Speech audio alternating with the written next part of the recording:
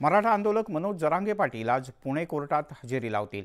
नाट्य निर्मात्याची फसवणूक केल्याप्रकरणाची ही केस आहे। काही वर्षांपूर्वी जरांगे पाटील यांच्यासह त्यांच्या साथीदारांनी मिळून इतिहासाचे नाट्यप्रयोग जालना जिल्हा आणि मराठवाड्यात दाखवले होते। यात आर्थिक फसवणूक झाल्याचा गुन्हा नाट्य निर्मात्याने दाखल केला होता। याबद्दल पुणे कोर्टाने जरांगे पाटील यांच्या विरोधात अजामीनपात्र अटक वॉरंट जारी केलं होतं। त्यामुळे जरांगे पाटील आज पुणे कोर्टात हजेरी लावतील असं कळतं।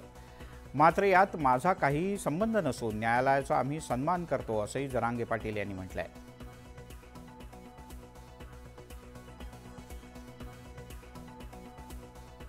हे प्रकरण काय आहे तर एका नाट्य निर्मात्याला त्याचे नाटकाचे प्रयोग केले पण पैसे दिले नाहीत असा आरोप आहे। त्यांना नुकसान झाल्याच्याबद्दल दिवाणी फौजदारी अशा प्रकारचा दावा दाखल केला होता। जरांगे यांच्यासह अर्जुन जाधव, दत्ता बहिर यांच्या विरोधातही तक्रार आहे।